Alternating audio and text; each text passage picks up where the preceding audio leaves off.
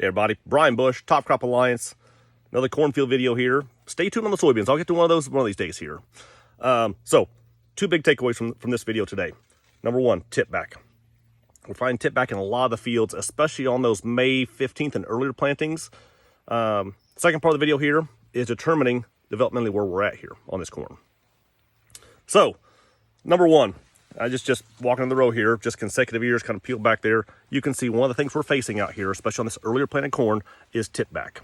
We aborted kernels off the tip here. So this didn't pollinate. When you see that kind of yellowish, that kernel pollinated, and the plant said, I don't have enough energy to keep all of them alive. So on this year, we lost about 1.5 inches of kernels off there. It's unfortunate. I don't like seeing that, but it happens more often than you would think. As we get to maturity, this is going to shrink up and not look nearly as pronounced. So when the combine rolls, it won't look near this bad. But we hate seeing yield loss like this. The heat we had going into pollination, around that pollination window, followed by cloudy weather, we start getting some rains after that. That led to tip back. Led to the plant saying, I can't support all these kernels, so I got to give up some to keep the majority of them here. It's unfortunate, but it happens. So don't be surprised if you don't see this in several of the fields. This is 1359, unfortunately. Probably one of the hybrids we're seeing it in a little bit more than others. So just be prepared for that. But Pioneer, Competitor, you name it, it's in everybody's corn. May 15th and later, I'm not seeing as much. So there's a chance that if you were planting a little bit later in the window there, you missed the heat during pollination. And we're holding on those kernels better. So stay tuned.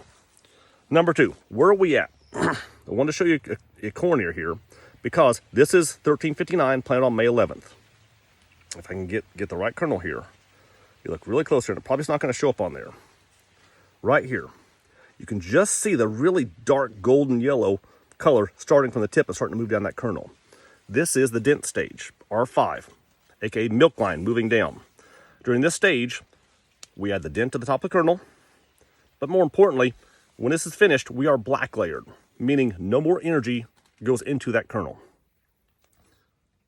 During this stage, we add about 40% of the total starch to this. So you break this here and go, those kernels aren't very big yet. We should add about 40% more size, weight to these. So this will increase test weight, kernel depth, all those fun things.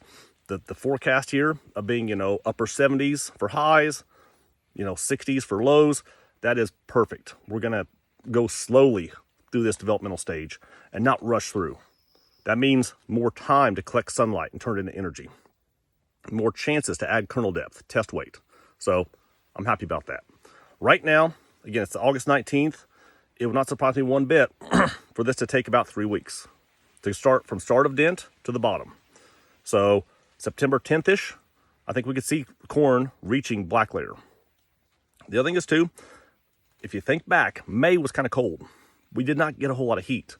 So this May 11th planted field looks very similar to even like the April 25th planted fields.